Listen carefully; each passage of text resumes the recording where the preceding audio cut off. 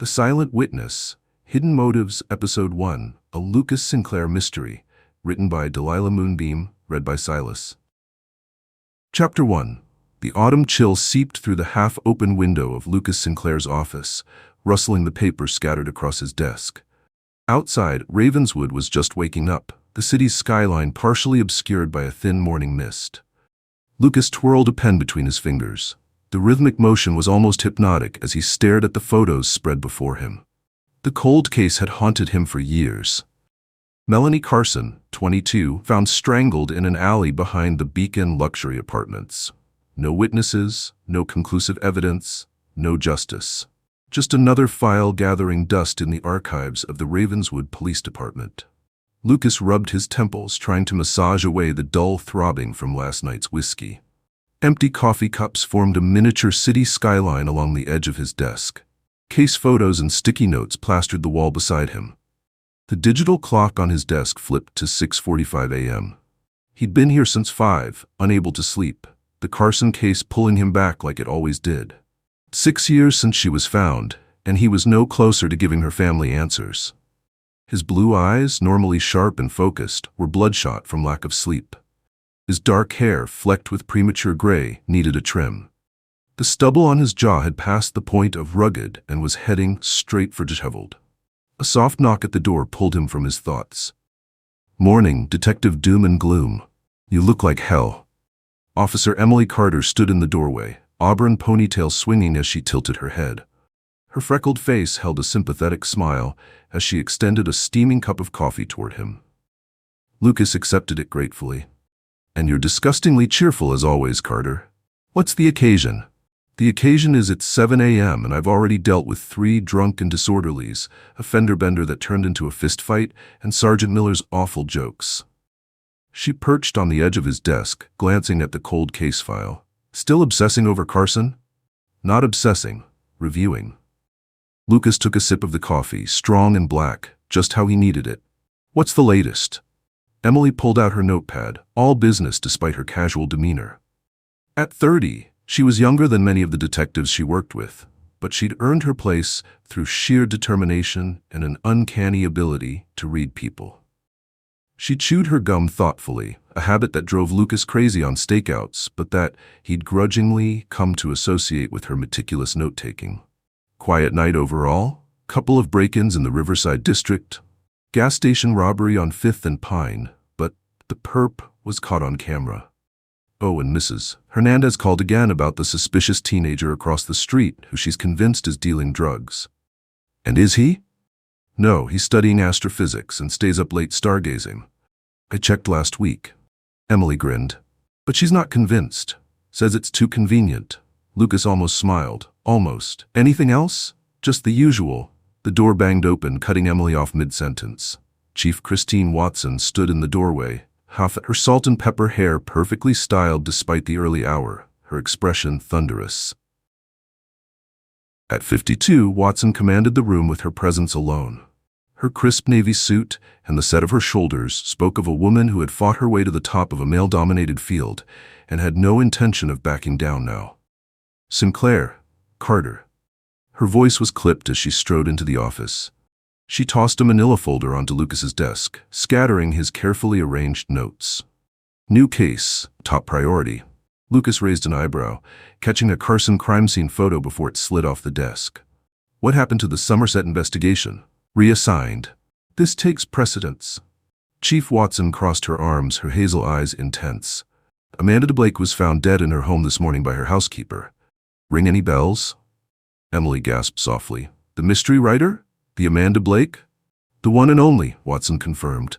"Which means we've got about," she checked her watch, 15 minutes before every news outlet in the state descends on us like vultures. "I need your best work on this, Sinclair. Quick, clean, by the book." Lucas met her gaze evenly. "When have I ever done anything else?" Watson's expression softened slightly. "You're a good detective, Sinclair. One of my best, but you tend to get intense. Just remember, there'll be a lot of eyes on this one. Mayor's already called twice." "I understand." "Good. Press conference at noon. I need something concrete by then." She turned to leave, then paused at the door. "And Sinclair, try to look less like you spent the night in a bar next time I see you." The door closed behind her with a decisive click. Emily whistled low. Amanda Blake? Wow. Lucas flipped open the folder, scanning the preliminary report. You know her work? Do I know her work? Emily's green eyes widened. Only all of it. Midnight Confession, The Last Witness, Fatal Evidence. She's brilliant. Her twist endings are legendary. Legendary enough for someone to want her dead, apparently. Lucas studied the crime scene photos. Amanda Blake's body slumped over her desk, a look of surprise frozen on her face. He spread out the contents of the folder across his desk, pushing aside the Carson file reluctantly. Amanda Blake, 42. Five-time recipient of the Crimson Quill Award for Mystery Fiction. Best-selling author with over 15 novels translated into 27 languages. Lived in the upscale Hawthorne Heights neighborhood with her husband, Thomas Blake, a financial consultant. What's this? Lucas pulled out a glossy photograph from a literary awards ceremony. Amanda Blake stood center stage, radiant in an elegant black dress, clutching a crystal trophy shaped like a quill. The caption identified it as the Crimson Quill Award ceremony from just 3 months ago. That would be the night she beat Jane Phillips for the 3rd year running, Emily said, leaning in to look at the photo. Phillips was the favorite to win, been nominated every year for the past 5 years, but keeps getting edged out by Blake. Lucas squinted at the background of the photo. A blonde woman in the audience, partially obscured, watching Blake with an expression that could only be described as venomous. This Phillips? Emily nodded. They've had a rivalry going for years. Both write in the same genre, both started around the same time. Phillips always claimed Blake stole one of her early concepts for The Midnight Hour, Blake's breakout novel. How do you know all this? Emily shrugged, popping her gum. I read their books, follow them on social media. The mystery writing community is full of drama if you know where to look. Any other rivals we should know about? Too many to count. Blake had a talent for making enemies. She was brilliant, but not exactly humble about it. Emily picked up another photo from the file. That's her husband, Thomas, financial consultant to the wealthy. They've been married for 10 years, second marriage for both of them. Lucas studied the photo of Thomas Blake. Tall, slim, impeccably dressed in a tailored suit, brown hair perfectly styled, brown eyes calculating. He stood beside Amanda at some charity function, his smile not quite reaching his eyes. Anything else in that treasure trove of literary gossip in your head? Emily tapped her temple. Amanda had a reputation for basing her characters on real people, usually people who'd wronged her. Her first ex-husband appeared as a murder victim in Deadly Vows. Her former agent, who dropped her early in her career, became the embezzling antagonist in Trust Fund. So she made enemies in fiction and reality. Pretty much. But she was also respected, brilliant plotter, the kind of writer other writers study. Lucas gathered the papers, tucking them back into the folder. Let's continue this somewhere else. I need more coffee, and I need to think. The grindstone? Emily suggested. Perfect. They grabbed their coats and headed for the door, passing the bullpen, where the morning shift was settling in. The desk sergeant, a heavy-set man with 30 years on the force, looked up from his computer. Sinclair, that Blake case is blowing up. Channel 7 has a van outside already. Thanks for the warning, Rodriguez. Lucas replied, quickening his pace. If Watson asks, we're following a lead. Got it. Rodriguez winked. Coffee lead, I'm guessing? The most important kind, Emily called over her shoulder as they pushed through the heavy glass doors of the precinct. Outside, the autumn air was crisp, leaves swirling around their feet as they walked the 3 blocks to the grindstone. Lucas pulled his collar up against the chill, his mind already churning through the initial facts of the case. Talk to me about Blake's latest book, he said as they walked. What was she working on? Her last published novel was The Silent Hour. Came out about 2 months ago, but rumor had it she was already deep into her next manuscript, something different from her usual work. Different how? More personal, less formulaic. There was buzz, it might be semi-autobiographical, which got everyone talking because, well, Blake knew where all the bodies were buried, metaphorically speaking. And now she's the body, Lucas muttered grimly as they reached the coffee shop. 20 minutes later, they sat in a corner booth at the Grindstone, Ravenswood's best coffee shop according to the faded certificate on the wall. The cafe buzzed with the morning crowd, commuters grabbing to-go cups, students hunched over laptops, and the occasional cop taking a well-deserved break. Lucas spread the case file on the table between them, careful to keep the crime scene photos hidden from curious eyes. His second cup of coffee steamed beside him, momentarily forgotten as he scrutinized the details of Amanda Blake's life and death. "Talk to me about Blake," he said to Emily. "Beyond what's in the file." Emily stirred her latte thoughtfully, the froth forming patterns that she absently disturbed with her spoon. She was known for writing complex characters, morally ambiguous protagonists, plot twists that no one sees coming. Critics loved her, readers were obsessed, other writers were jealous. Jealous enough to kill? That's a pretty big leap, but she wasn't just successful, she was influential. Publishers would move release dates if they found out she had a book coming out the same month. Lucas nodded, noting down a few bullet points in his worn leather notebook. "Any specific enemies besides Phillips?" "Not that I know of, but like I said earlier, her books often featured thinly veiled versions of real people. Former agents, critics who gave bad reviews, and her ex-husband appeared as murder victims in her novels." "Sounds like she collected enemies. Or just knew how to use her life for material." Emily took a sip of her latte. Lucas made a note. "We'll need to track down her agent, editor, anyone who might have seen drafts of the new book." "Her agent is Melissa Chung at Literary Titans, her editor's David Foster at Crimson Press." Emily paused at Lucas's surprised expression. "What? I told you, I'm a fan. I read the acknowledgments." "Good, saves us some calls." Lucas tapped his pen against the table. "What else do we know about the scene?" Emily consulted the file. "Housekeeper arrived at 6 a.m., found Blake in her home office. No signs of forced entry. Nothing obviously stolen." She frowned. According to the husband's statement, he was out of town at a conference in Chicago. Flight records confirm he left 2 days ago. Return flight isn't until tomorrow. Convenient. Very. Emily flipped to another page. Blake was last seen alive by her personal trainer, who left after a session around 4 p.m. yesterday. She had a video call with her editor at 7 p.m., everything normal according to his statement, and then nothing until the housekeeper found her this morning. Lucas tapped his fingers on the table. "We'll need to check security cameras in the neighborhood, see if anyone visited between 7 p.m. and when she died." A barista approached with a carafe of fresh coffee. "Refill, detective?" "Thanks, Zoe." Lucas pushed his cup forward, watching as she topped it off. "Heard about that writer on the news," Zoe said, lowering her voice. "Terrible thing. I just bought her new book last week." "Any good?" Lucas asked casually. "Brilliant. Couldn't put it down." She glanced at the case file, then quickly looked away. "You're on the case, huh? Can't comment on an ongoing investigation." "Right, sorry." Zoe retreated, moving on to the next table. Emily leaned forward. "Speaking of the book, we should pick one up. Might give us some insight." "Good thinking. There's a bookstore on the way to the crime scene." Lucas's phone buzzed. He glanced at the screen. "Trevor Lee, DME," he answered, glancing around to check that no one was close enough to eavesdrop before putting the call on speaker, but keeping the volume low just in case. "Sinclair?" "Lucas, it's Trevor." The medical examiner's voice was precise, clinical. "I'm at the scene, and I've completed the preliminary examination of the victim. Thought you'd want to know right away." Lucas nodded at Emily, indicating that it was time to go. "Thanks, Trevor. We're on our way." Okay. The call ended, and Lucas began grabbing his belongings. "We need to get to the crime scene, see where Amanda Blake spent her last moments."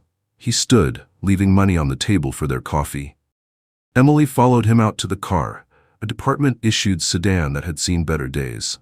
Lucas drove through the morning traffic, the city fully awake now. Who would have access to her home? He asked as they pulled up to a small bookstore. Besides the husband. Housekeeper for sure. Maybe an assistant? Her personal trainer would know the layout at least. Good. Let's add them to our interview list. Inside the bookstore, Emily headed straight for the mystery section, where a large display of Amanda Blake's novels dominated the end cap. Her latest book, The Silent Hour, featured prominently, the cover showing a clock face with bloodstains on the hour hand.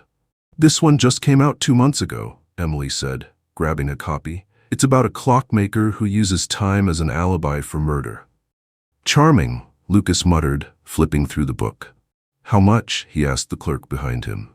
A young woman with thick glasses and a name tag that read Ava cleared her throat before speaking in a soft voice. I just heard about Ms. Blake on the news. Are you with the police? Lucas nodded, showing his badge briefly. Then it's on the house, Ava continued. It's so awful. She was here for a signing when this book launched. So elegant, so smart, I can't believe she's gone. Did she seem worried about anything during her appearance here? Lucas asked. Ava considered the question. Not worried, exactly, but she mentioned her next book would ruffle some feathers, said she was tired of playing it safe. I thought she meant stylistically, trying something different. Did she mention any specific people who might be upset by the new book? No, nothing like that, just that it was more personal than her previous work. Lucas handed her a card. If you think of anything else, call me. Of course, and please, take the book. She signed it, actually. Ava pointed to a flourishing signature on the title page. I bought extra copies of signed ones to sell later. Seems wrong to profit from it now. Thank you. Lucas took the book and they headed back to the car. Once inside, Emily flipped through the novel, scanning the acknowledgments and dedication. For those who hide in plain sight, your masks are slipping, she read aloud, cryptic. Lucas started the engine, his mind already sorting through the facts of the case. Wait, Lucas. Look at this, Emily suddenly said, her voice tinged with surprise. She showed him the book, open to the title page. Tucked between the pages was a small note written in elegant handwriting on expensive stationery. It looked almost like a bookmark at first glance, but the message was clearly intended for someone specific. Lucas read it twice, the words sending a chill down his spine despite the warm car interior. Fiction can be deadlier than truth. The note wasn't signed. Lucas told Emily to bag the note before slowly pulling away from the curb and heading to the crime scene. Chapter 2. The Blake mansion rose from the perfectly manicured grounds like an architectural magazine cover, all gleaming windows and elegant stonework. Lucas parked the sedan at the curb, taking in the scene. Police tape cordoned off the property, creating a barrier between the home and the swarm of news vans and reporters clustered at the edge of the expansive lawn. Vultures didn't waste any time, Lucas muttered. Emily nodded grimly. Chief wasn't kidding about the media circus. They approached the house, pushing past reporters who shouted questions and thrust microphones toward them. Uniformed officers stationed at the perimeter checked their badges before lifting the tape to let them through. Lucas noted the exterior of the place. Pristine hedges, symmetrical flower beds, a stone pathway that curved gracefully to the front door, all meticulously maintained. Someone had spent a fortune making this place look perfect from the outside. Quite the fortress, Emily commented as they climbed the wide stone steps to the entrance. Security cameras on all corners, motion sensors near the windows. Lucas noted the high-end security system panel by the door. Doesn't do much good if you let your killer in voluntarily. The front door opened before they could knock. A young officer Lucas recognized from the precinct nodded at them. Detective Sinclair, Officer Carter, everyone's been waiting for you. The grand foyer featured marble floors and a sweeping staircase. Expensive artwork lined the walls and a crystal chandelier hung overhead. Despite the grandeur, the house felt cold, more like a museum than a home. This way, the officer said, leading them down a hallway. Dr. Lee is with the body in the study. The hallway was lined with framed book covers. Amanda Blake's entire bibliography displayed like museum pieces. As they neared the study, the pristine order of the house gave way to chaos. Yellow evidence markers dotted the floor. Crime scene technicians moved carefully through the space, photographing, dusting for prints, cataloging evidence. Dr. Trevor Lee stood by a large mahogany desk, his stocky build accentuated by the white lab coat he wore. His black hair, streaked with silver at the temples, was neatly combed, and his glasses perched on his nose as he made notes on a clipboard. He looked up as they entered. Lucas, Emily, he greeted them, his voice carrying the precise diction of a man accustomed to recording detailed observations. Lucas surveyed the room. Books had been thrown from shelves, papers scattered across the floor. A beautiful antique desk dominated the space, and slumped over it was the body of Amanda Blake. Even in death, there was something elegant about her. Designer clothing, perfectly manicured nails, hair styled as if she'd been expecting company, except for the unnatural angle of her neck and the frozen expression of surprise on her face. "Tell me what we're looking at, Trevor," Lucas said, approaching the body while being careful not to disturb the scene. Trevor gestured to the victim with his pen. Amanda Blake, 42. Cause of death, manual strangulation. Time of death, between midnight and 3 a.m., based on body temperature and lividity. I've taken samples from under her fingernails. Appears she put up a fight. He gently turned her head to reveal dark bruising around her neck. Bruising pattern suggests the killer approached from behind. She has defensive wounds on her forearms and hands, indicating she struggled once she realized what was happening. Lucas leaned closer, noting the ink stains on her fingers. She was writing before she died. Yes, it appears so. No signs of sexual assault. This appears to be a focused attack. Get in, kill her, get out. Trevor pointed to a teacup on the desk. We've taken that for testing. May have been drugged first to make the struggle easier to manage. Emily circled the desk, careful not to disturb any evidence. Signs of forced entry? None, Trevor replied. Either she knew her killer and let them in, or they had access to the house for some other reason. Lucas studied the room. Bookshelves lined the walls, filled with novels, reference books, and literary awards. A plush reading chair sat in the corner near the window, a throw blanket crumpled on the floor beside it. The disorder seemed concentrated around the desk area, suggesting a struggle that had been contained to that space. Any security footage? Lucas asked. System was disabled between 11 p.m. and 2 a.m., Trevor said. Whoever did this knew what they were doing. Or knew the security code, Emily suggested. Lucas nodded. Where's the husband? Living room. Returned from Chicago this morning after being notified by the police. The housekeeper found the body at 6 a.m. when she arrived for work. Trevor checked his pocket watch. I'll need to get the body to the lab soon for the full autopsy. We'll talk to the husband first, Lucas decided. They left Trevor with the body and made their way to the living room. It was another immaculately designed space, cream-colored sofas, tasteful artwork, and floor-to-ceiling windows overlooking a manicured garden.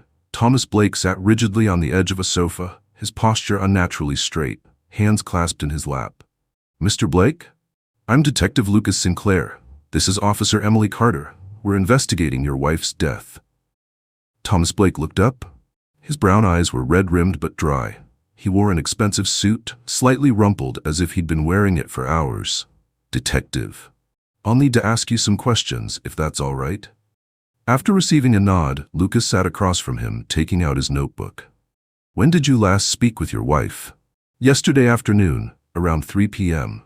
I called from the conference to check in. She seemed fine, busy with her writing as usual. His voice was controlled, the grief in it sounding almost rehearsed. And you were in Chicago?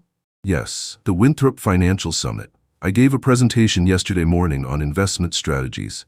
You can check with the conference organizers. We will, Lucas assured him. Did your wife mention any concerns? Anyone who might want to harm her? Thomas's expression shifted subtly, his jaw tightening. Amanda made enemies. It was practically her hobby. A flash of anger crossed his face before he composed himself. I'm sorry. That wasn't fair. She was passionate about her work, and she didn't shy away from controversy. What kind of controversy? Her books. She based characters on real people, often unflattering portrayals. Former colleagues, critics, people who crossed her. He hesitated. We'd been having some marital difficulties lately. She'd grown distant, secretive about her latest project. Lucas made a note. Did you suspect her of having an affair? Thomas's eyes narrowed. Are you asking if I killed my wife because I thought she was cheating? I'm gathering information, Mr. Blake. Standard procedure. Thomas exhaled slowly. Yes, I had suspicions. She'd been spending a lot of time with her personal trainer. Late sessions, private consultations about character research for her books. But I was in Chicago when she died. You can verify that. We will, Lucas repeated. Did Amanda have any enemies who might have wanted her dead? Professional rivals, perhaps? Jane Phillips, Thomas said immediately. Another mystery writer. They've had a bitter rivalry for years. Amanda beat her for the Crimson Quill Award 3 years running. Jane accused Amanda of plagiarism early in her career, It never went anywhere legally, but the bad blood remained. Anyone else? Her editor was pushing her hard about deadlines for the new book. And there was an obsessed fan who'd been sending letters. The police were involved last year when he showed up at a book signing. Emily, who had been taking notes, looked up. Do you know what her new book was about? Something flickered in Thomas's eyes. Caution, perhaps. She was secretive about it, said it was different from her usual work, more personal. A roman à clef, she called it. A novel with a key, Emily translated. Fiction based on real people and events. Yes, she mentioned it would make waves in her circle. I didn't press for details. Amanda was protective of her works in progress. The front door opened and closed, followed by voices in the hallway. A moment later, a tall, elegantly dressed blonde woman swept into the room, followed by a flustered police officer. Ma'am, you can't just... The woman completely ignored the officer as her eyes scanned the room before landing on Thomas. Thomas, I just heard, it's awful. Lucas stood. And you are? Jane Phillips. She extended a manicured hand, which Lucas shook briefly. Amanda and I were colleagues. Her blue eyes darted to the hallway leading to the study. Is she really? Yes, Lucas confirmed. How did you get past the police line, Miss Phillips? I told them I had information pertinent to your investigation. She straightened the lapels of her designer jacket. Amanda and I were scheduled to meet this morning to discuss a potential collaboration. Thomas scoffed. A collaboration? You two couldn't be in the same room without trading insults. Jane's expression hardened momentarily before she composed herself. Professional differences aside, we respected each other's work. This project would have benefited us both. Her gaze drifted toward the study again, lingering on the computer desk, visible through the doorway. Lucas noted her interest. Were you aware of what Amanda was currently working on? Only rumors, something different from her usual fare. Jane's fingers twitched at her side. Is her computer still here? Perhaps her files would explain the project better than I could.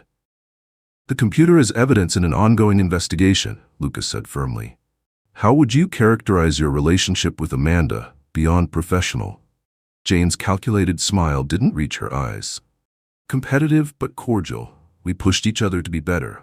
She made a show of dabbing at non-existent tears. I can't believe she's gone. The literary world has lost a significant voice. The front door opened again and another commotion ensued in the hallway. A fit man in his late 20s with dark hair and green eyes burst into the room, his athletic build evident even under his casual clothing. Where's Amanda? He demanded, breathing heavily as if he'd been running. I just heard on the news. He froze when he saw Lucas's badge, the color draining from his face. Oh God, it's true? Sir, you need to identify yourself, Lucas said firmly. Mark Wallace, I'm Amanda's personal trainer. His voice cracked slightly. What happened to her? That's what we're investigating, Lucas replied, studying the man's reaction. For a personal trainer, his distress seemed excessive. His hands were shaking and sweat beaded on his forehead despite the cool temperature in the house. When did you last see Ms. Blake? Emily asked. Yesterday. We had a training session at 4 p.m. Mark answered quickly. Too quickly, Lucas thought. I left around 5:30. She was fine, working on her book. You seem very upset, Mr. Wallace, Lucas observed. Were you and Ms. Blake close? Mark glanced nervously at Thomas. I was just her trainer. She was a valued client. Thomas's expression darkened. You spent an awful lot of time here for just a trainer. Mark flushed. She needed specialized help. Research for a character in her book, a fitness expert who solves crimes. Jane Phillips rolled her eyes slightly, always mining real life for material. Lucas made a note of the tension in the room.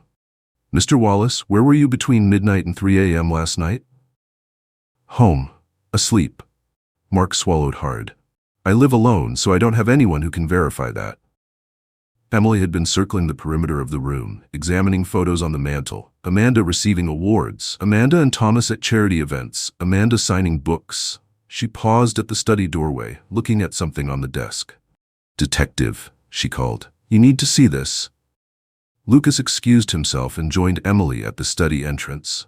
Trevor had moved on to examining other evidence, giving them space to observe. What is it? Lucas asked. Emily pointed to the desk. The power cord for a laptop is still plugged in, but there's no computer. Lucas surveyed the desk again. Indeed, a charging cable snaked across the polished wood, connected to a power strip beneath the desk, but the laptop it should have been powering was missing. Could be in another room, Lucas suggested. Emily shook her head. I checked with the techs. No laptop found anywhere in the house. And look at these. She held up a folder of handwritten notes in evidence bags. Outline notes for her new manuscript. The techs found these scattered on the floor, but pages are missing. According to the numbering, we're missing pages 10 through 15. Lucas turned back to look at the three people in the living room. Thomas Blake stared out the window, his face impassive. Jane Phillips pretended to check her phone, but her gaze kept drifting toward the study. Mark Wallace sat with his head in his hands, his posture radiating distress. Someone took her laptop and part of her manuscript, Lucas said quietly. The question is, which one of them has it? Emily nodded grimly. And what was in those missing pages that was worth killing for? Chapter 3. Lucas and Emily spent the next several hours at the Blake mansion, coordinating with the forensics team as they processed the scene. The three suspects had left the mansion, but Lucas had warned them that he would follow up with each of them later and not to leave town. We need to find that laptop, Lucas told the team, and check for any storage devices, cloud accounts, anything that might contain her writing. By early afternoon, they had a preliminary report from Trevor Lee confirming manual strangulation as the cause of death, along with evidence that Amanda had been drugged beforehand, likely through her evening tea. However, no prints on the teacup, other than Amanda Blake's, were found. The killer had been methodical, careful. We need to interview the suspects thoroughly, Lucas said to Emily as they walked to the car. Thomas Blake first? Emily suggested, checking her phone. He's at his office downtown, according to his assistant. Said he needed to handle some urgent business matters despite his wife's murder. Interesting priority, Lucas remarked, starting the engine. Let's see what Mr. Blake has to say. The drive downtown gave them time to organize their thoughts. The gleaming skyline of Ravenswood's financial district rising before them as they approached the towering glass headquarters of Blake Financial Consultants. Lucas and Emily exited the sedan, glancing up at the 40-story building where Thomas Blake maintained his offices. Impressive, Emily remarked as they passed through the revolving doors into a marble-floored lobby. A security guard checked their credentials before directing them to the express elevator for the 38th floor. Looks can be deceiving, Lucas said. The elevator ascended swiftly, numbers flashing above their heads. When the doors opened, they stepped into a reception area decorated in shades of white and gray. A sleek desk sat in the center, behind which a young woman with a perfect blonde bob looked up at their approach. Detective Sinclair and Officer Carter to see Mr. Blake, Lucas said, flashing his badge. The receptionist nodded, her expression carefully neutral. Mr. Blake is expecting you. Follow me, please. She led them down a hallway lined with black and white photographs of city skylines from around the world. Thomas Blake's office occupied the corner of the building, with floor-to-ceiling windows offering panoramic views of Ravenswood. Blake stood at the window, his back to the door, phone pressed to his ear. I don't care what the contract says. The situation has changed. Push the meeting back a week. He ended the call and turned to face them. Detective, officer, please, sit.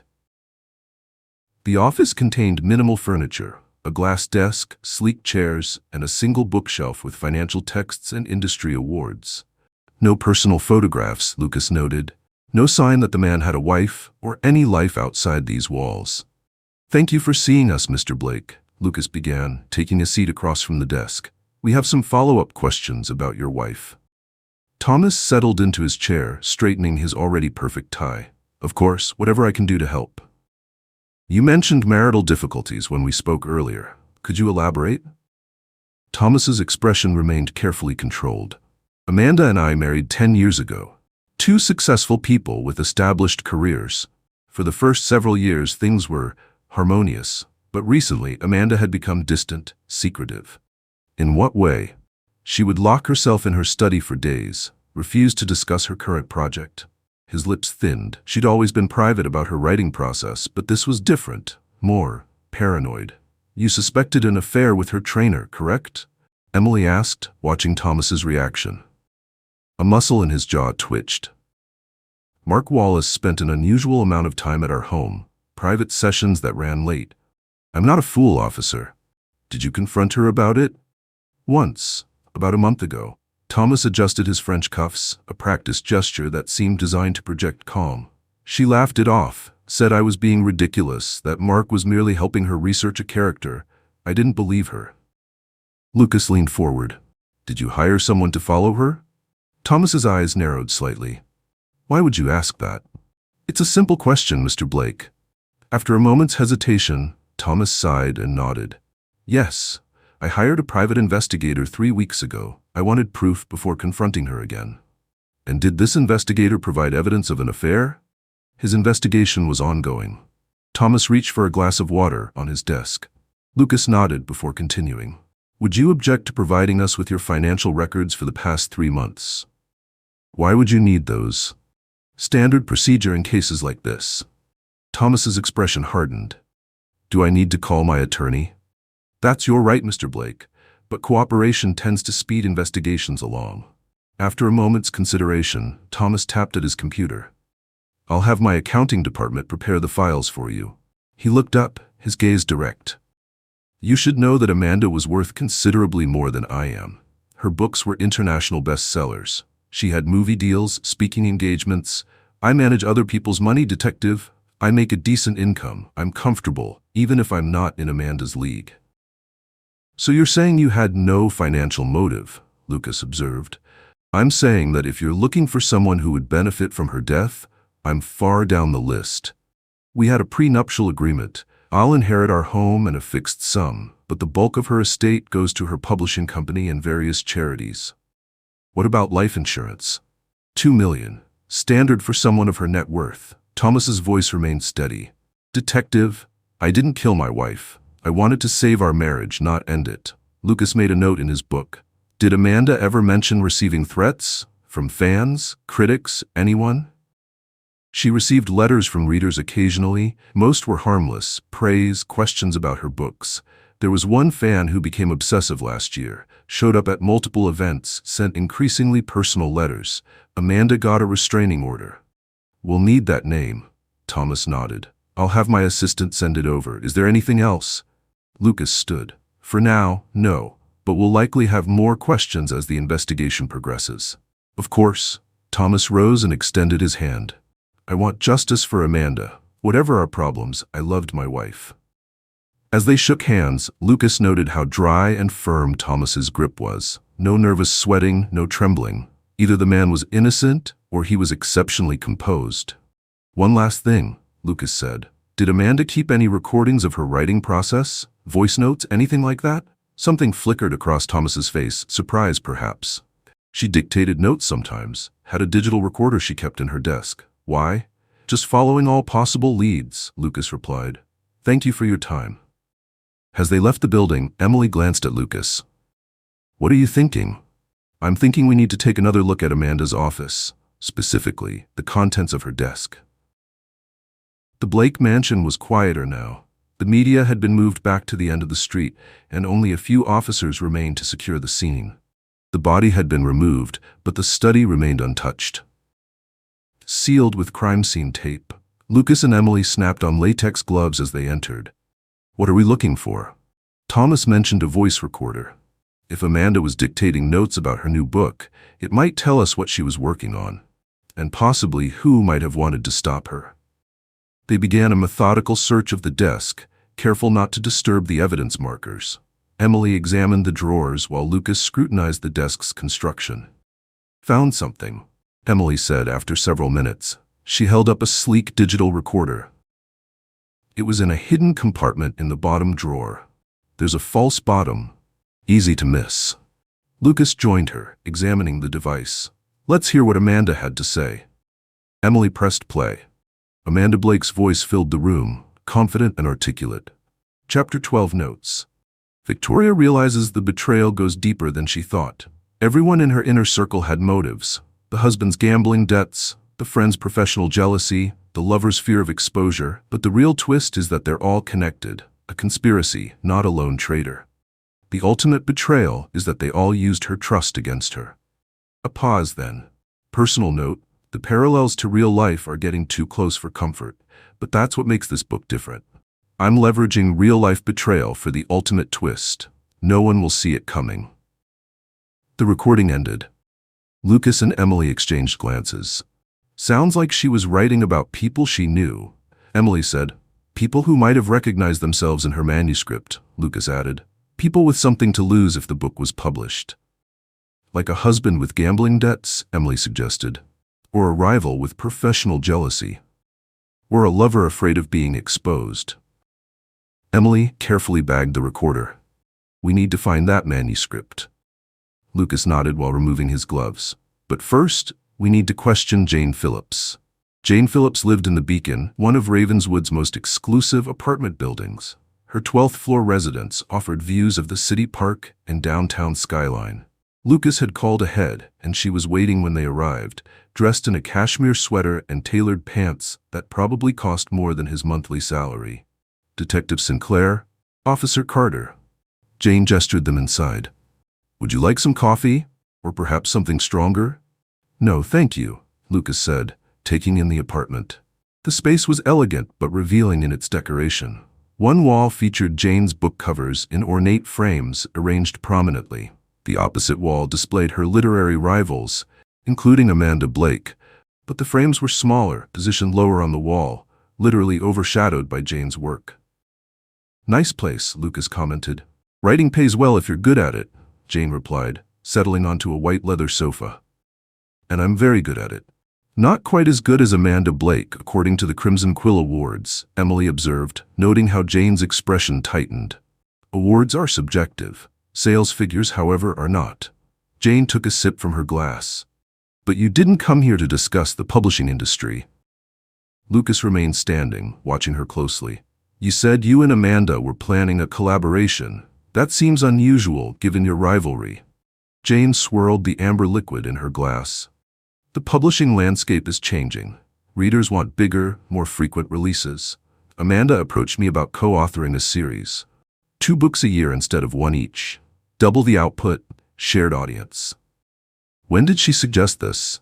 About a month ago. We were still in early discussions. Did she share any details about her current project? The one she was working on when she died? Jane's eyes flickered momentarily to her bookshelf before returning to Lucas. Not specifics. She said it was different from her usual work, more personal. A roman à clef, Emily supplied. Yes. Jane set her glass down carefully. Amanda had a talent for observation and a memory for slights. Meaning? Meaning she never forgot when someone crossed her, and she had a habit of turning real people into fictional victims. Jane's laugh held no humor. We all do it to some extent, use real life for inspiration, but Amanda took it further. Did that worry you? Lucas asked bluntly. What she might write about you? Jane held his gaze. I have nothing to hide, detective. No? What about your affair with Thomas Blake? The question landed like a stone in still water. Jane's composure cracked briefly before she recovered. Ancient history, 2 years ago. It ended badly and quickly. Does badly mean Amanda found out? She suspected. She never had proof. Jane stood, moving to her window. And before you ask, yes, I was jealous of Amanda's success. 3 Crimson Quills in a row, while my novels were consistently overlooked. But I didn't kill her. Where were you between midnight and 3 a.m. last night, Miss Phillips? At the Pierce Hotel bar until around 1, then here. Alone. She turned to face them.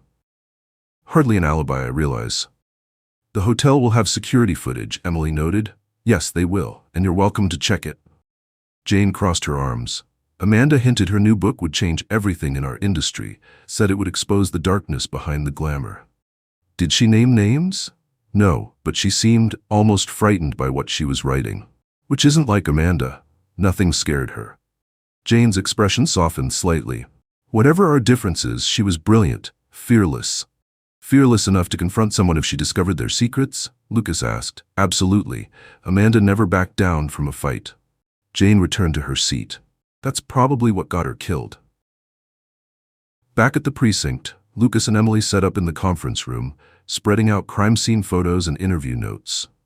Reed Turner, the department's tech specialist, joined them, his lean frame slouched in a chair as he tapped at his laptop.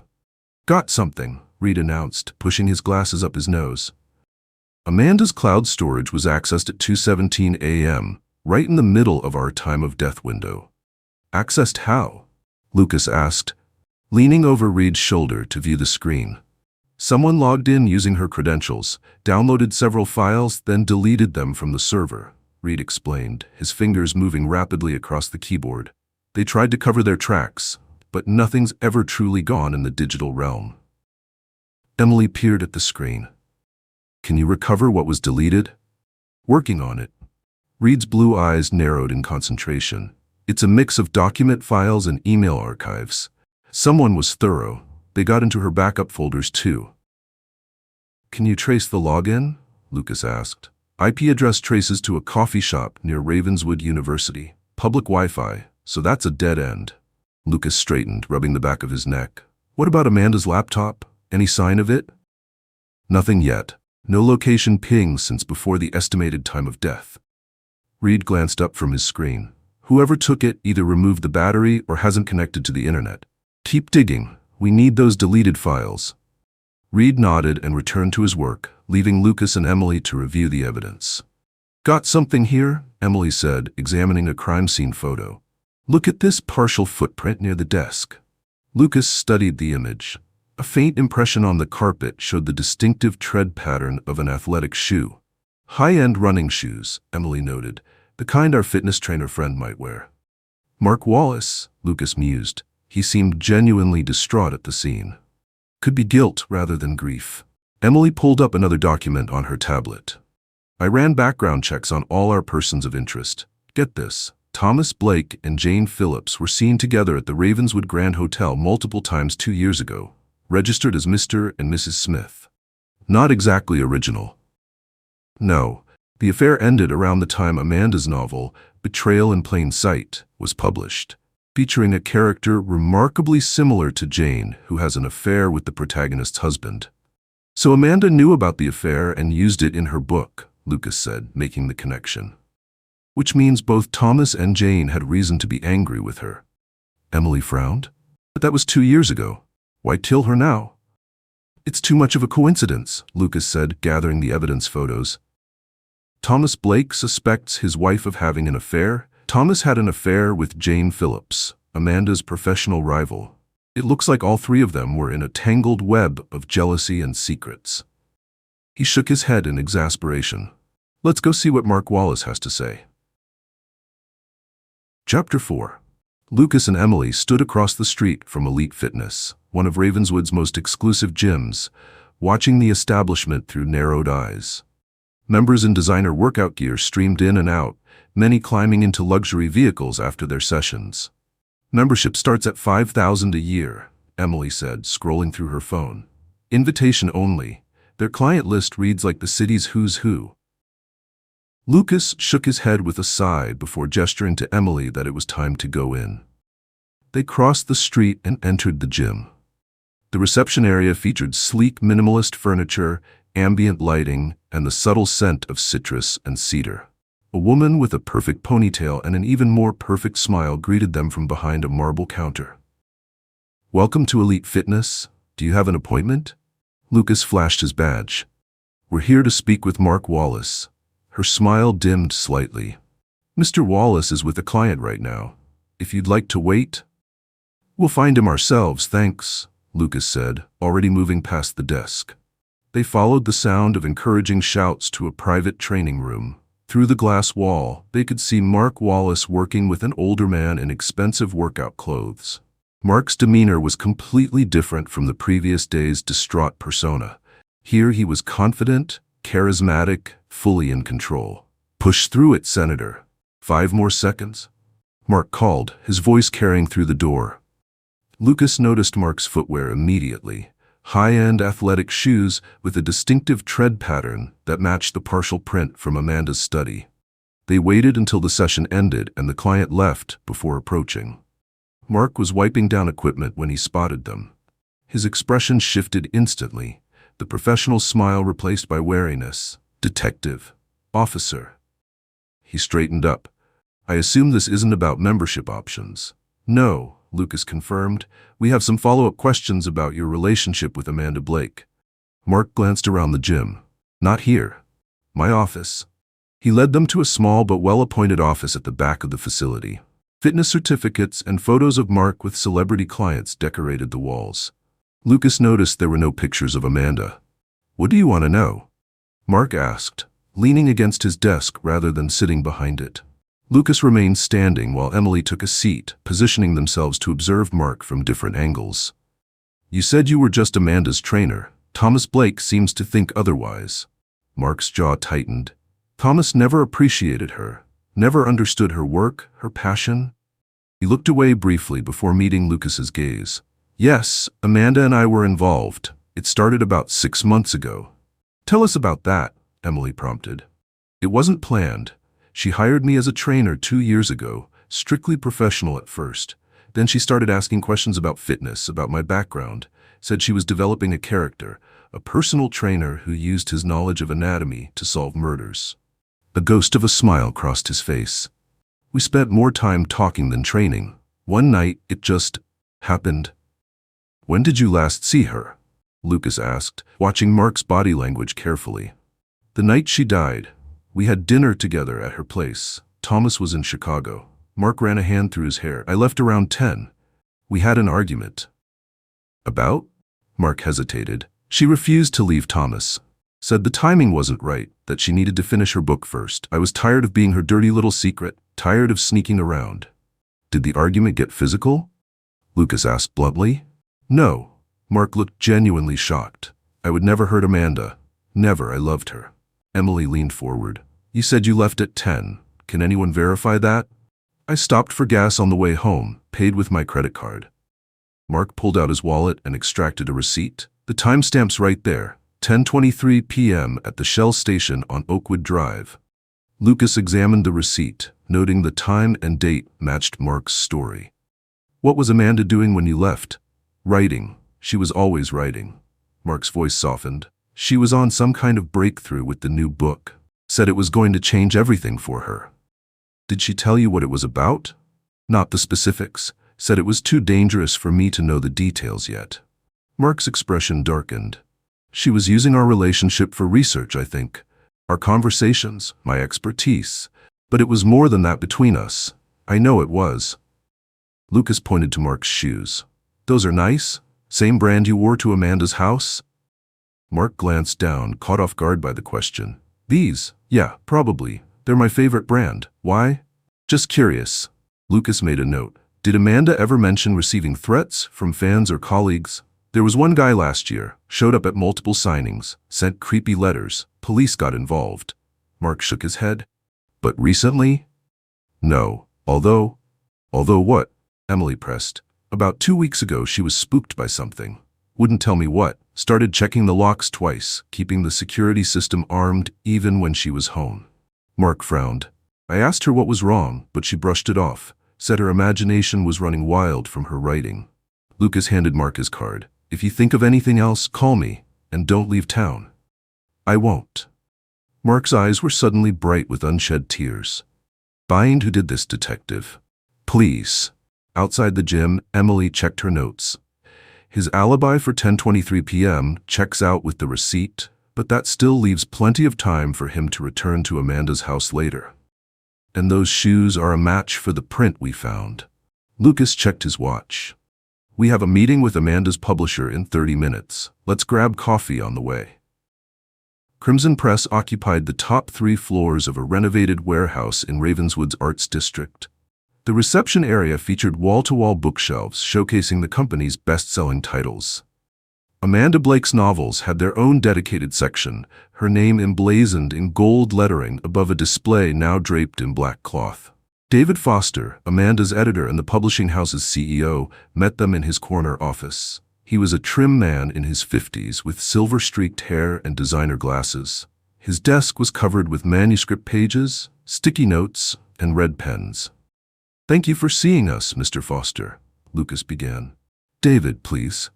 The publisher gestured to a seating area overlooking the city. This is a devastating loss. Amanda wasn't just our star author. She was a friend. They settled into the comfortable chairs as David's assistant brought in coffee. "When did you last speak with Amanda?" Emily asked. "We had a video call the evening before her death, around 7 p.m. David removed his glasses, polishing them with a cloth. She seemed excited, energized, said she was making breakthrough progress on the new manuscript. "What can you tell us about this new book?" Lucas asked. David sighed heavily. It was a departure from her usual work, a roman à clef, fiction based on real people and events. She was drawing from her experiences in the publishing world, the dark side of literary fame. Was she naming names? Not explicitly, but anyone in the industry would have recognized the characters. David replaced his glasses. Amanda had a gift for observation, for finding people's weak spots. It made her fiction compelling, but earned her enemies. "Any specific enemies you can name?" Lucas pressed. "Jane Phillips is the obvious one. Their rivalry was legendary." David leaned forward. "But there were others. Critics she'd humiliated in her columns, former colleagues she'd outshone. Amanda didn't suffer fools gladly, and the publishing world is full of egos." Emily made notes. "Did Amanda mention receiving any threats recently?" "Not recently, no. There was an incident last year with an obsessive fan, Owen Reeves, showed up at multiple events, sent increasingly disturbing letters." David stood and moved to a filing cabinet, retrieving a folder. "We kept copies of everything for security purposes. The police were involved, restraining order issued." Lucas flipped through the file, noting the fan's disturbing progression from admiration to possessiveness. "What happened to him?" "Last I heard, he violated the restraining order and spent some time in a psychiatric facility, was released about 3 months ago." David returned to his seat, but Amanda hadn't mentioned any new contact. "How much was riding on this new book?" Lucas asked, changing tack. David hesitated. "Financially? A lot. We'd already sold the foreign rights in 20 markets based on the concept alone. Film rights were in negotiation. Amanda was at the peak of her career, and this book promised to be her masterpiece." "Who knew the details of what she was writing?" "Very few people. Amanda was secretive about works in progress. Me, her agent Melissa Chung, maybe her husband." David shook his head. "She kept her drafts under lock and key, paranoid about leaks." "With good reason, it seems," Lucas noted. "Do you have any fragments of the manuscript? Anything she sent you?" "Just the initial proposal and a rough outline from about a month ago." "Nothing recent." David's expression grew pained. The advance buzz was unprecedented. The book industry isn't known for its scandals, but this promised to be explosive. "Explosive enough to kill for?" Emily asked. David met her gaze. "In this business, reputation is everything." Amanda was poised to shatter quite a few of them. Lucas and Emily stood to leave, thanking David and shaking his hand. As they were leaving, Lucas paused by the display of Amanda's books. "One last question. Did Amanda have any connection to Owen Reeves before the stalking began? Any reason he fixated on her specifically?" David considered this. "Not that I know of, but her books often deal with obsession, with the dark side of devotion. Perhaps he saw himself in her fiction, and the line between fantasy and reality blurred." Lucas nodded and thanked David again before he and Emily left the office. Outside the Crimson Press building, Lucas and Emily decided to grab coffee before heading back to the precinct. The sidewalks were busy with the lunch crowd as they walked to a nearby cafe. "What do you think?" Emily asked as they waited at a crosswalk. "I think we need to track down this Owen Reeves character for starters." Lucas scanned the crowded street. His eyes paused on a figure across the street. A tall, blonde woman in dark sunglasses, half hidden behind a newspaper. "Emily, 3 o'clock, isn't that Jane Phillips?" Emily followed his gaze.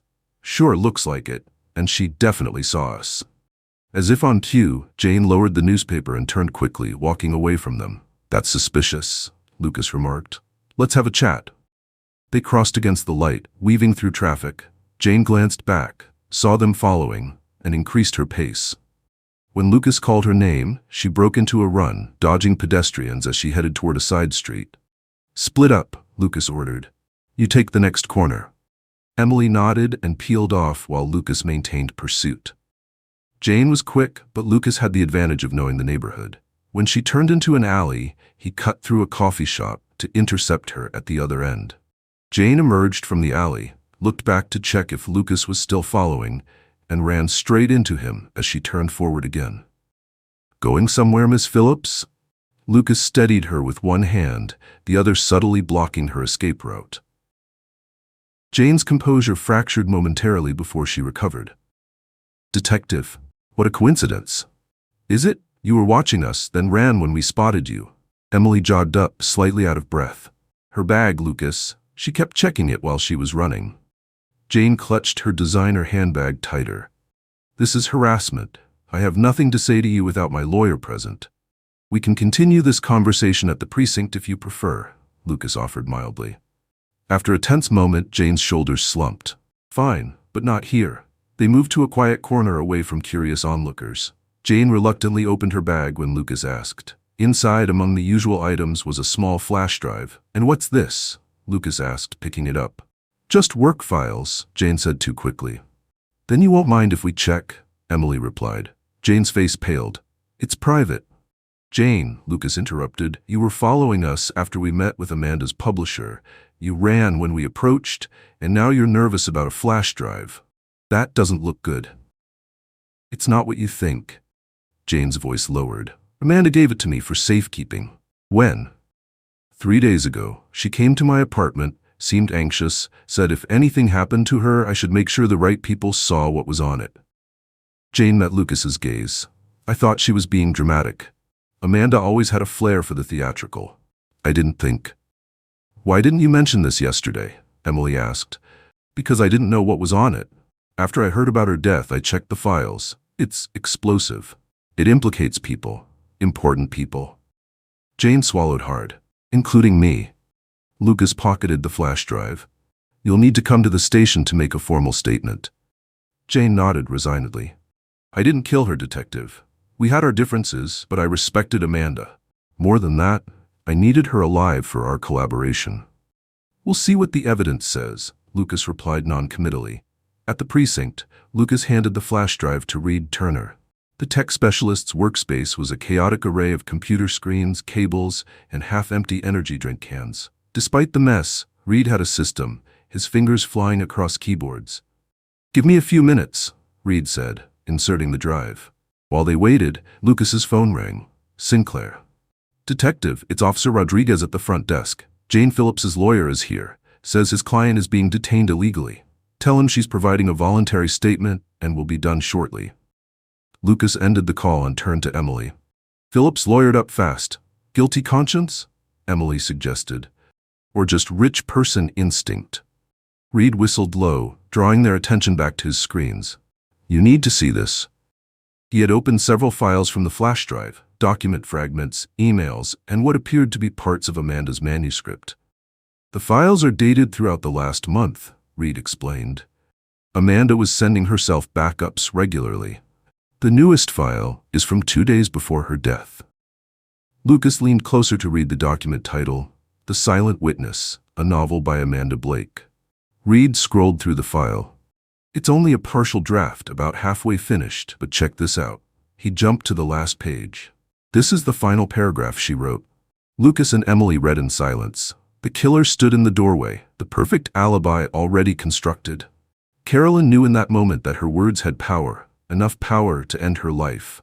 The manuscript open on her computer would be her death warrant and her testimony, a silent witness to the truth no one wanted revealed. "It's like she predicted her own murder," Emily whispered. Reed continued his analysis. "There's more. I've been digging into the fingerprint analysis from the crime scene. Jane Phillips's prints were found on Amanda's home office doorknob and desk." Lucas frowned. "Places she claimed she'd never been." "Exactly. And I pulled the security footage from Amanda's neighborhood. A car matching Jane's Mercedes was recorded leaving the area at 1:27 a.m. on the night of the murder. Right in our time of death window."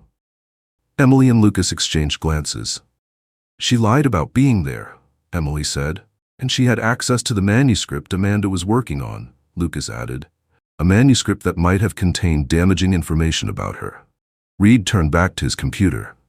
"I'm still analyzing the content, but from what I can see, there's a character named Julia who bears a striking resemblance to Jane Phillips, down to her signature blonde bob and ruthless ambition." "Anything else on the drive?" Lucas asked. Emails between Amanda and her agent discussing the bombshell revelations in the new book. Amanda wrote that it would end certain careers and expose the rot beneath the glossy covers. Reed looked up at them. Whatever she was writing, it was designed to cause maximum damage. Lucas's phone rang again, the lab this time. He listened intently before ending the call. Jane Phillips told us she was at the Pierce Hotel bar until 1 a.m., then went home alone. The lab just confirmed that security footage from the hotel shows her leaving at 12:15 a.m., not 1 a.m. Another lie, Emily noted. Bring her back in, Lucas decided, and get a warrant to search her apartment and car. I want to know if she has Amanda's laptop. As Emily left to follow his instructions, Lucas studied the manuscript fragment on Reed's screen. The parallels to Amanda's actual murder were unsettling, almost as if she'd scripted her own death, or as if someone had used her fiction as a blueprint. Reed scrolled to the document properties. Check this out. The last person to access this file before it was copied to the flash drive wasn't Amanda. The user ID belongs to someone else. Can you trace it? Reed's fingers flew across the keyboard. Working on it. Got it. The account belongs to. The tech specialist froze, then looked up at Lucas with wide eyes. You're not going to believe this. The screen displayed the name of the last person to access Amanda Blake's manuscript before her death. Chapter 5. Lucas paced the small interrogation room in front of Jane Phillips, letting the silence build. You know why you're here, Miss Phillips, Lucas finally said, placing a folder on the metal table separating them. Want to tell me again where you were the night Amanda Blake died? Jane shifted in her seat, straightening the sleeves of her designer blazer. I already told you. I was at the Pierce Hotel bar until about 1, then went home. Emily leaned against the wall, watching Jane's body language. That's interesting, because security footage from the hotel shows you leaving at 12:15, not 1 a.m. Perhaps I misspoke, Jane replied, her voice tightly controlled. It was a stressful evening. Lucas opened the folder and laid out several photographs on the table. These were taken from security cameras near Amanda's neighborhood. This is your car, isn't it? He tapped a grainy image of a silver Mercedes. Timestamp shows 1:27 a.m. Jane stared at the photo, her composure beginning to crack. We also found your fingerprints on Amanda's office doorknob and desk, Emily added. Places you claimed you'd never been. I'd like to speak to my lawyer, Jane said, her voice barely above a whisper. Your lawyer is outside, Lucas said. But before we bring him in, I'm giving you one chance to tell us what really happened. The truth might help you, Jane. The lies definitely won't. Jane stared at her manicured hands, now trembling slightly. For nearly a minute, the only sound in the room was the soft hum of the ventilation system. When she finally looked up, her carefully constructed facade had crumbled. I was there, she admitted. But she was already dead when I arrived. Lucas sat down across from her. Tell me everything. Amanda had been hinting for weeks about her new book, saying it would shake the foundations of our industry. Jane's voice strengthened as she spoke. There were rumors it contained a thinly veiled portrayal of me that would destroy my reputation. I needed to know what she'd written. So you broke into her house? Emily asked. I didn't break in. I knew where she kept her spare key, under the stone frog in her garden. Jane's eyes flickered between them. I'd been there before during our collaborative discussions. Go on, Lucas prompted. I let myself in around 1:20. The house was dark, but I could see light from her study. I thought she was working late. Jane swallowed hard. When I entered the study, I found her, slumped over her desk, not moving. I checked for a pulse, but she shook her head. She was already cold. Why didn't you call the police? Lucas asked, watching her closely. Panic. Fear. Jane's perfectly styled hair fell across her face as she bowed her head. I was in her house illegally in the middle of the night, and her laptop was right there, open to her manuscript. So you took it? Emily concluded. Jane nodded. I wanted to see what she'd written about me. I took the laptop and left. Where is it now? Lucas asked. Jane's shoulders slumped further. In a dumpster behind the literary cat bookstore. I panicked and threw it away after I read enough to realize how damaging it was. Lucas glanced at Emily, who nodded and left the room to dispatch officers to retrieve the laptop. What did you find in the manuscript, Jane? Lucas asked once they were alone. Not what I expected. Jane's voice had a hollow quality now. Yes, there was a character based on me, not flattering, but nothing I couldn't have lived with. What was truly shocking were her revelations about Thomas. Thomas Blake? Amanda had been documenting his affair with his young assistant. More importantly, she had evidence that he was trying to access her finances through forged documents. Jane looked Lucas directly in the eyes. Amanda Blake was worth millions, detective, far more than Thomas, and she was planning to divorce him. 2 hours later, officers recovered the laptop from the dumpster behind the bookstore, safely sealed in a waterproof bag. Jane Phillips had been formally charged with obstruction of justice and tampering with evidence, but not murder. At least not yet. Reed Turner hunched over the recovered laptop in the forensics lab, his fingers flying across the keyboard as he worked to recover data. Lucas and Emily stood behind him, watching the screens fill with recovered files. She tried to delete everything, Reed explained, pushing his glasses up his nose, but she didn't know how to do it properly. Amateur hour. Can you recover the manuscript? Lucas asked. Already done. Reed pulled up a document titled, The Silent Witness, Final Draft, in Progress. It's incomplete, but there's plenty here. And check this out. He opened another folder labeled Evidence. The folder contained dozens of photographs, financial documents, and recorded conversations. Amanda had been methodically collecting evidence against her husband for months. She had photos of Thomas meeting with a document forger known to the department, Reed explained, scrolling through the images. And these are screenshots of attempts to access her investment accounts using her personal information. Emily whistled. She wasn't just writing a novel, she was building a case. There's more, Reed continued, opening another file. She had a private investigator following Thomas. The same one he hired to follow her, ironically. Apparently, the PI was playing both sides. Lucas's phone rang. It was Dr. Trevor Lee from the medical examiner's office. Trevor, what have you got? Toxicology results, Trevor replied, his precise voice carrying through the speaker. Amanda had traces of zolpidem in her system, prescription sleep medication, enough to make her drowsy and impair her reflexes, but not enough to render her unconscious. Was it hers? Lucas asked. No prescription on record. We found residue in her teacup. The killer drugged her tea, waited for the medication to take effect, then strangled her when she was too impaired to put up much of a fight. Any prints on the teacup? Yes, actually. Amanda's, of course, but also a partial matching Thomas Blake, despite his claim that he was in Chicago. Lucas thanked Trevor and ended the call, relaying the information to Emily and Reed. So Thomas could have prepared the tea before leaving town, Emily suggested. Or he never left town at all, Lucas countered. Reed, can you check Thomas Blake's cell phone records and his hotel keycard usage in Chicago? Reed nodded, already typing. On it. Lucas turned to Emily. We need a warrant for Thomas's office and car. Now. By late afternoon, Lucas and Emily were searching Thomas Blake's luxury sedan in the parking garage beneath his office building. The car was immaculate, not a speck of dust on the dashboard, not a wrapper on the floor. Doesn't look like he left any evidence, Emily commented, searching under the seats. Maybe he didn't use this car, Lucas suggested, opening the glove compartment.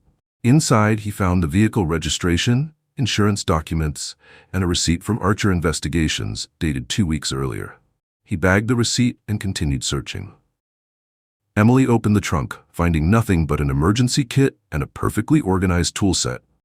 She was about to close it when she noticed a small tear in the trunk's carpet lining. Lucas, look at this.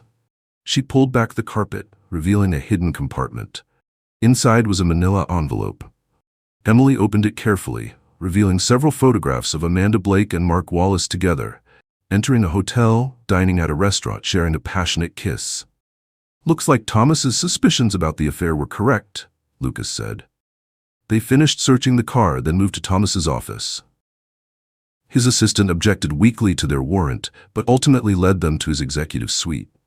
Emily, check his computer, Lucas directed. The office was as pristine as the car, everything in its place, not a paper out of position. Lucas searched drawers, bookshelves, even behind the artwork on the walls. His computer's clean, Emily reported after several minutes. Too clean, actually. Recently wiped. Lucas nodded, his attention drawn to a small safe hidden behind a landscape painting. Need the combination. Emily approached the assistant, who reluctantly provided the code after another look at their warrant. Lucas entered the numbers and opened the safe. Inside were passport, emergency cash, and a thicker manila envelope similar to the one from the car. Looks like the PI's full report, Lucas said, flipping through the pages. Daily logs of Amanda's movements, photos, transcribed conversations.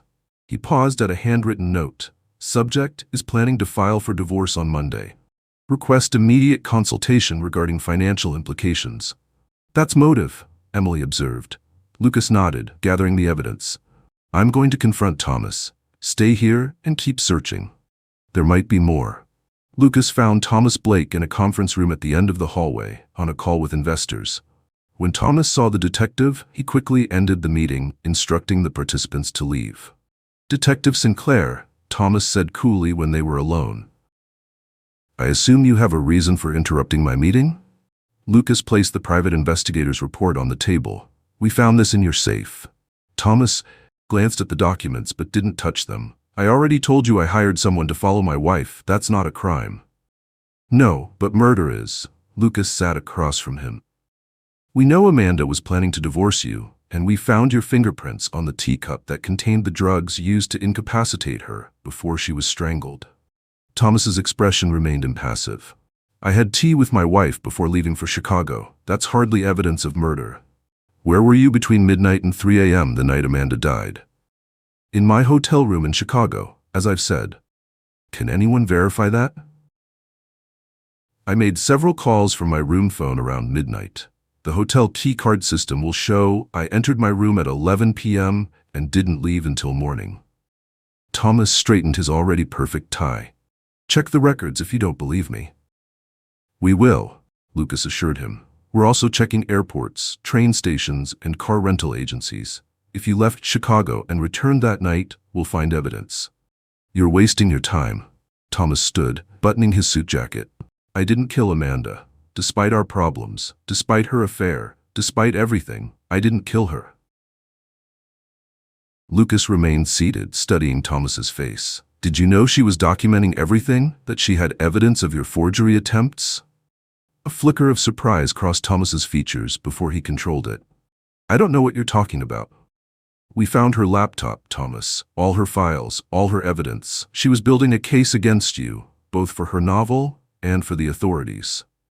Thomas's composure slipped momentarily, his hands clenching at his sides. If you're trying to provoke a confession, detective, you're going to be disappointed. Before Lucas could respond, his phone rang. It was Emily. Lucas, I found something in Thomas's private bathroom. A prescription for zolpidem in the name of his assistant, Vanessa Carroll. The same drug found in Amanda's system. I'll be right there, Lucas said, ending the call. He slipped his phone back into his pocket and fixed Thomas with a hard stare. Before I go, there's one more thing. Lucas leaned forward, placing both hands on the conference table. We just found a prescription bottle of zolpidem in your private bathroom, prescribed to your assistant, Vanessa Carroll. Thomas's composure finally cracked, his eyes widening slightly before he controlled his expression. I don't know anything about that. Interesting coincidence, Lucas continued, since that's the exact drug found in Amanda's system the night she died. The drug that was in her tea, the teacup with your fingerprints on it. This is ridiculous, Thomas said, his voice rising slightly. Vanessa must have left it there. Ask her. We will. But, tell me, why would your assistant be at your house and making tea for your wife around 1 a.m.? Thomas loosened his tie slightly, the first sign of physical discomfort he'd shown. Look, detective, anyone could have planted that bottle. Perhaps the real killer is trying to frame me. That's quite a theory, Lucas replied, his tone skeptical. Care to suggest who might want to frame you? Mark Wallace, perhaps? The man sleeping with my wife? Thomas's voice hardened. Or Jane Phillips, who has resented Amanda for years. Lucas gathered the documents from the table, staring at Thomas for a few moments longer. Don't leave town, Mr. Blake, we're not done here. I have nothing to hide, detective, Thomas replied. But I suggest you look more closely at Amanda's lover. Mark Wallace had far more to lose if she decided their affair was just research for her book. Back in Thomas's office, Emily showed Lucas the prescription bottle hidden behind a panel in the executive bathroom. His assistant claims she has no idea how it got there, Emily explained. Says she doesn't take sleep medication. Lucas examined the bottle. Prescribed 3 weeks ago, enough time to plan Amanda's murder. Thomas's alibi checks out. Hotel phone records confirm calls made from his room around midnight, and his key card was definitely used at 2 a.m. to re-enter his room. Could he have paid someone to use his phone and key card? Lucas suggested. Possibly, but Emily's phone chimed with an incoming email. She checked it, her eyes widening. It's from Reed. He's been going through the PI surveillance photos of Amanda and Mark Wallace. She opened the attachment, revealing a series of time-stamped images. The final photo showed Mark Wallace leaving Amanda's house at 1:45 a.m. on the night of her murder, carrying what appeared to be her laptop. Another image from a traffic camera captured Mark's car near Amanda's house at 2 a.m., the distinctive break in his left taillight clearly visible. Mark claimed he left at 10 p.m. and never went back, Emily said quietly. He lied, Lucas concluded, and he had her laptop, the same one Jane Phillips claims to have taken. So who's lying, Jane or Mark? Lucas studied the photos for a moment. Maybe both of them, or neither. He grabbed his coat. Let's bring Mr. Wallace in. But what about Thomas, the sleeping pills? Keep him under surveillance, but don't arrest him yet. I want to hear what Mark has to say about these photos. Lucas headed for the door. One of them is lying. Maybe all of them are. But these photos put Mark at the scene during our time of death window, with the victim's laptop. Chapter 6. Mark Wallace sat in the interrogation room with Lucas and Emily sitting across from him. The personal trainer's confident demeanor had vanished, replaced by barely contained panic as Lucas Sinclair slid the surveillance photos across the metal table one by one. These were taken outside Amanda Blake's house at 1:45 a.m., Lucas said, tapping the image showing Mark exiting the side door. Something that looked remarkably like a laptop tucked under his arm. That's you. Mark stared at the photo, his mouth opening and closing without sound. And this, Emily continued, placing another image beside the first, is your car captured by a traffic camera 2 blocks away at 2:03 a.m. Note the distinctive crack in your left taillight. The color drained from Mark's face. This is a mistake, he finally managed. I already told you I left at 10 p.m. Lucas leaned forward. These photos say otherwise. You lied to us, Mark. Mark's eyes darted around the room, as if searching for an escape route. His athletic frame seemed to shrink under the pressure. He ran a hand through his dark hair, leaving it disheveled. I want a lawyer, Mark stammered, pushing back in his chair. That's your right, Lucas replied evenly. We'll arrange for one immediately. Lucas and Emily left Mark alone in the interrogation room, instructing an officer to stand guard outside while instructing another to contact Ark's lawyer. They made their way to the department's conference room, closing the door behind them. He's rattled, Emily observed, organizing the evidence photos on the table. The surveillance photos caught him completely off guard. Lucas nodded, pouring himself a cup of coffee from the pot in the corner. The aroma of the strong black coffee filled the room, a temporary respite from the tension of the investigation. Let's make sure we have everything in order before his lawyer arrives, Lucas said. Once legal counsel is present, he'll be much harder to crack. Before Emily could respond, Lucas's phone vibrated. A text from Reed. Urgent findings. Need to meet ASAP. Reed has something, Lucas told Emily. Let's go. They made their way to the tech room, where Reed sat with his laptop and multiple external drives, his desk cluttered with empty energy drink cans and half-eaten protein bars. What have you got? Lucas asked, pulling up a chair beside Reed. Reed pushed his glasses up his nose, his blue eyes bright with discovery. I've been analyzing phone records, he explained, typing rapidly to bring up several spreadsheets on his screen. Look at this pattern. The screen displayed a complex web of calls highlighted in different colors. There's a triangular pattern of calls between Thomas Blake, Jane Phillips, and Mark Wallace in the week before Amanda's murder, Reed continued, pointing to the highlighted sections. These aren't just casual contacts. Multiple calls, some lasting over an hour. The frequency increases dramatically in the 3 days before Amanda's death. Emily leaned closer to the screen. All three of them were communicating regularly. Exactly, Reed nodded emphatically. And there's more. I followed Thomas's financial trail. He switched to another screen showing banking records. He set up offshore accounts in the Cayman Islands with significant payments queued for both Jane and Mark's accounts. First transfers scheduled for the day after Amanda's death. How much? Lucas asked. $500,000 for Mark, $250,000 for Jane, Reed replied. And get this, the accounts were set up through a shell company that Thomas created just 2 weeks before the murder. That's premeditation, Emily noted, scribbling in her notebook.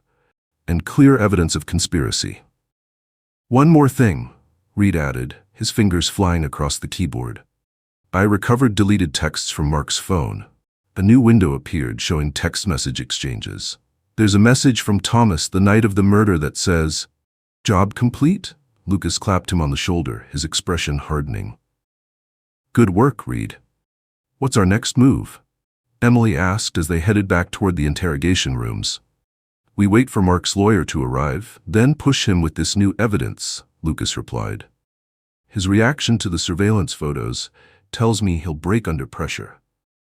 An hour later, Mark sat beside his attorney, a sharp-looking woman in her 40s with a reputation for aggressive defense.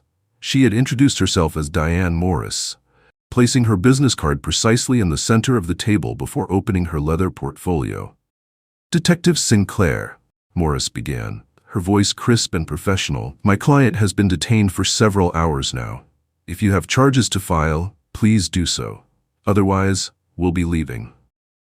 Your client was caught in multiple lies regarding his whereabouts on the night Amanda Blake was murdered, Lucas replied calmly.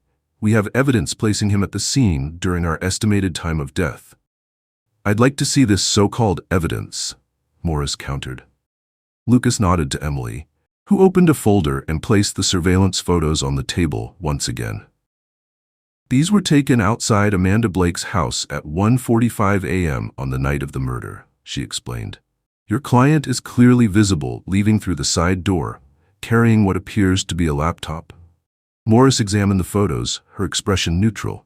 These could be doctored. They're authenticated, Lucas said firmly, as is the traffic camera footage showing Mr. Top Wallace's car 2 blocks from the scene at 2:03 a.m., and cell tower data placing his phone in the vicinity at 1:30 a.m.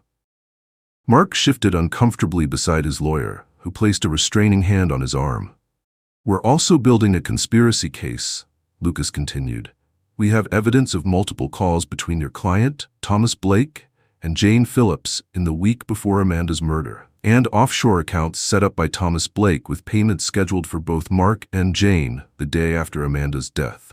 Morris maintained her composure, but Mark's face had gone ashen. We're looking at first-degree murder with special circumstances, Emily added. Conspiracy, premeditation, financial motivation. The district attorney is prepared to pursue maximum penalties. I'd like a moment with my client, Morris requested. Lucas and Emily stepped outside, giving them privacy. When they returned 10 minutes later, Mark's demeanor had changed completely. He sat slumped in his chair, all pretense of innocence gone. My client is prepared to make a statement, Morris announced, on the condition that the district attorney considers reduced charges in exchange for his full cooperation. We can discuss that with the DA, Lucas agreed, depending on what your client has to say. Mark took a deep breath.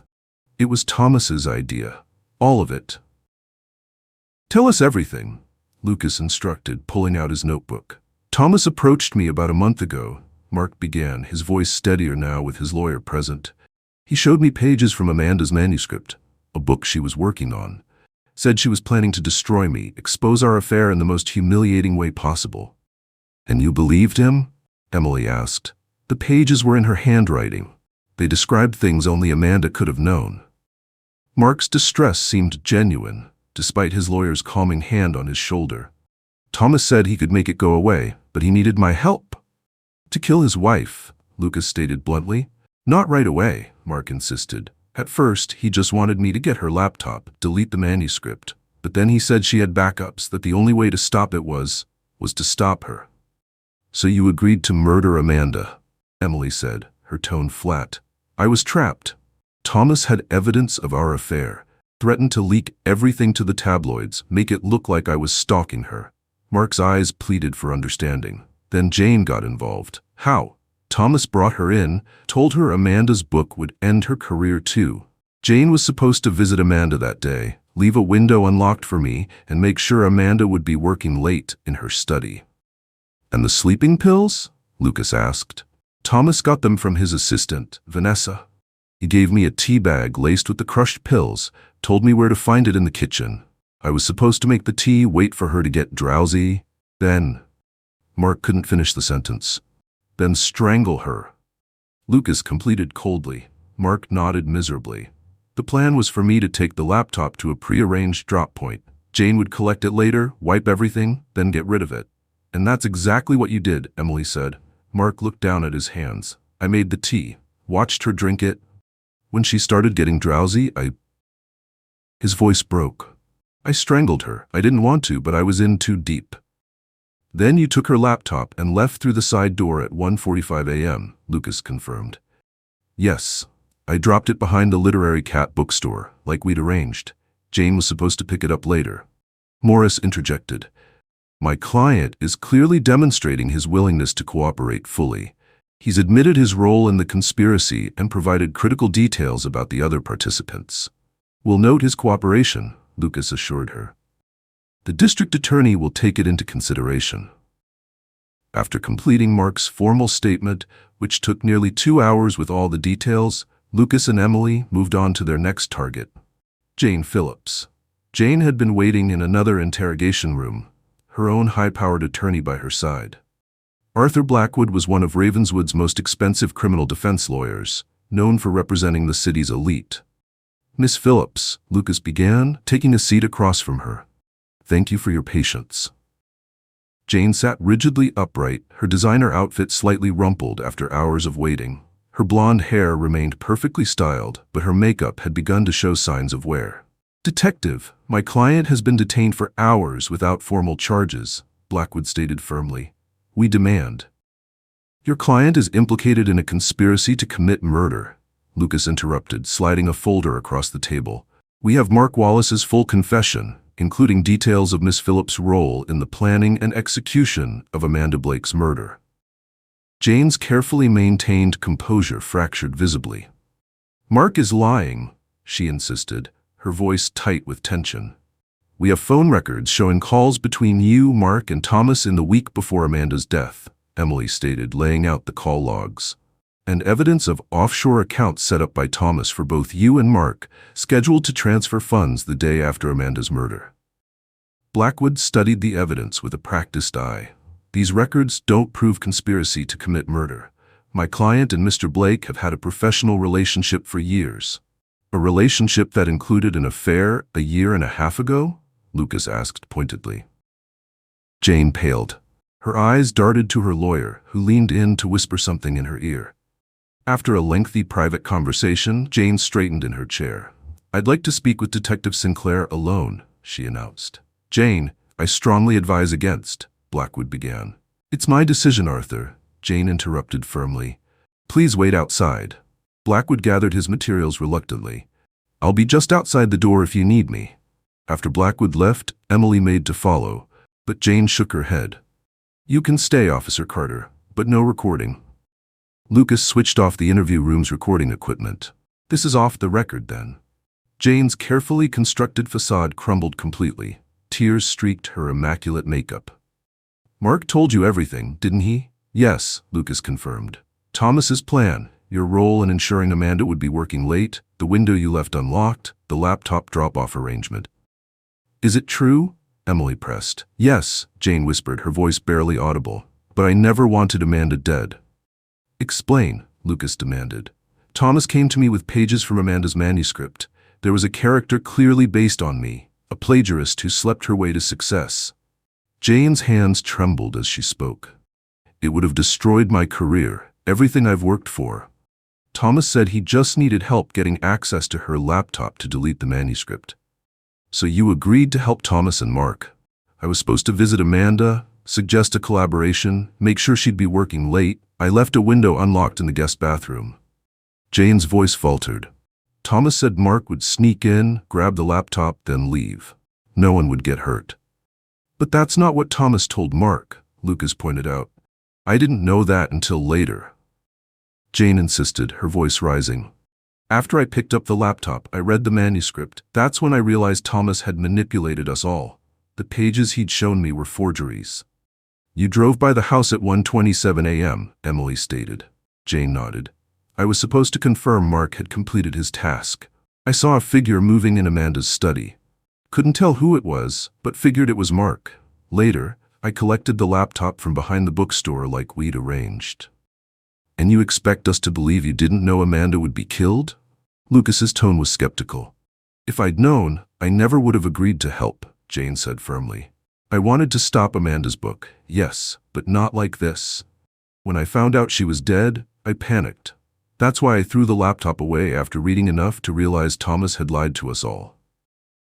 Lucas studied her for a long moment. We'll need your formal statement and your testimony against Thomas. Jane wiped her eyes with a trembling hand. What happens to me? That depends on the district attorney, Lucas replied honestly. Your cooperation will be noted. Jane requested her lawyer's return, and they spent the next hour recording her formal statement. By early afternoon, Lucas had enough evidence to secure a warrant for Thomas Blake's private safe deposit box at Ravenswood National Bank. The bank occupied a stately stone building in the heart of the financial district, its marble columns and brass fixtures speaking to old money and discretion. The manager, a slim man with silver hair and a perpetual slight bow, greeted Lucas and Emily in the lobby. Detective Sinclair, Officer Carter, he said quietly. I've been informed of your warrant, if you'll follow me. He led them through the marble-floored lobby, past curious glances from bank employees, to the vault area in the back. The heavy steel door stood open during business hours, revealing rows of safe deposit boxes along the walls. Mr. Blake's box is number 437, the manager explained, using his key in conjunction with the warrant-authorized master key. As requested, we haven't informed him of your inquiry. The box slid out smoothly, larger than standard size, the privilege of a wealthy client. The manager retreated to a discreet distance as Lucas and Emily opened the box.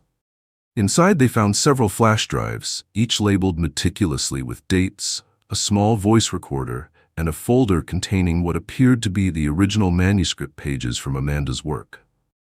Insurance, Emily remarked as she cataloged the contents using her phone's camera, in case his co-conspirators turned on him. He planned for every contingency, Lucas agreed, bagging the evidence. Except us finding this. Back at the precinct, they handed the evidence to Reed, who set up in the main conference room with multiple computer screens. The forensics team gathered around as Reed connected the first flash drive to a secure computer. Let's see what Thomas was hiding, Reed murmured. The drives contained a treasure trove of incriminating evidence. Recorded conversations between Thomas and Mark, discussing the murder plan in explicit detail, emails between Thomas and Jane about accessing Amanda's manuscript, and, most damning of all, the original template pages Thomas had used to create the forged manuscript excerpts he'd shown to Mark and Jane. He created different forgeries for each of them, Reed explained, displaying side-by-side comparisons on the large screen. The pages he showed Mark made it look like Amanda was planning to humiliate him as her research subject. The ones he showed Jane painted her as a plagiarist and fraud. Lucas leaned closer to the screen, studying the forgeries. Thomas had mimicked Amanda's handwriting perfectly, even including her characteristic margin notes and coffee stains. He played them against each other, Emily said, and against Amanda. The conference room door opened as an officer entered with a thick file folder. Detective Sinclair, the records you requested on Vanessa Carroll, Thomas's assistant. Lucas thanked him and opened the file, scanning quickly. Pharmaceutical records confirm she filled the Zolpidem prescription 3 weeks before the murder. Phone records show multiple calls to a burner phone purchased by Thomas. And hotel receipts from the Beacon, Emily added, pointing to another document in the file. Room registered under the name Smith, but paid for with Thomas's credit card. Dates correspond with Amanda's business trips. An affair, Lucas concluded. We need to bring Vanessa in. While officers were dispatched to locate Vanessa Carroll, Lucas and Emily visited Thomas Blake's office. The financial consultant had been under surveillance since their last interaction, but hadn't been formally arrested yet. Lucas wanted to build an airtight case before making that move. Thomas's assistant's desk sat empty, a personal day note displayed prominently. Inside Thomas's executive office, everything remained meticulously organized. Files perfectly aligned, desk immaculately clean, almost obsessively tidy, Emily observed, carefully searching through drawers. Just like his home. A man who likes control, Lucas replied, examining the bookshelf, and hates surprises. Emily accessed Thomas's computer. His calendar shows meetings in Chicago during the murder. But look at this. She pointed to an entry the day before. Final arrangements, VC. Vanessa Carroll, Lucas guessed. Let's see what else we can find. By late afternoon, officers located Vanessa Carroll at her apartment in the west side of Ravenswood. She came willingly, though visibly shaken, to the precinct. After being informed of her rights and allowed to contact an attorney, she sat nervously in the interrogation room, her usually perfect appearance showing signs of strain. Her blonde hair was pulled back in a hasty ponytail, and she kept adjusting her glasses. Her lawyer, a public defender named James Wilson, sat beside her, reviewing the evidence Lucas had placed on the table. "Miss Carroll," Lucas began, "we have evidence connecting you to the sleeping medication used to drug Amanda Blake before her murder." "I don't know what you're talking about," she replied, but her voice lacked conviction. "The prescription was in your name," Emily said, tapping the pharmacy record. "Filled 3 weeks before Amanda's murder, and we have records of calls between you and a burner phone purchased by Thomas Blake during that same period." Vanessa glanced at her lawyer, who nodded slightly. "Thomas said he needed help sleeping," she explained hesitantly. "That's all. He said his regular doctor would ask too many questions and it might affect his company's insurance rates." "Was that before or after you began your affair with him?" Lucas asked bluntly. Tears welled in Vanessa's eyes. "How did you know?" "Hotel receipts, elevator security footage from the Beacon," Emily replied. "But what we don't understand is why you'd help him murder his wife." "I didn't know," Vanessa insisted, her voice rising despite her lawyer's cautioning hand. "He said he needed the pills for himself. When I found out what happened to Amanda, I confronted him. He told me it was an accident." "And you believed him?" Lucas asked. "I wanted to," she admitted, removing her glasses to wipe her eyes. "Thomas promised we would be together after a respectable period of mourning. He said Amanda had discovered our affair and was threatening to destroy his reputation. But that was a lie too," Emily noted. Vanessa nodded miserably. "I realized that when he started pulling away after Amanda's death. He used me." After consulting with her lawyer, Vanessa agreed to provide a detailed statement about her role. While she gave her statement to another officer, Lucas and Emily reviewed the accumulated evidence with Reed. "Thomas Blake orchestrated everything perfectly," Reed said, gesturing to his computer screens where he'd mapped the entire conspiracy. "He manipulated everyone. Mark with the fear of public humiliation, Jane with the threat to her literary reputation, Vanessa with promises of a future together." Emily's phone chimed with a message. She checked it, her expression changing to one of surprise.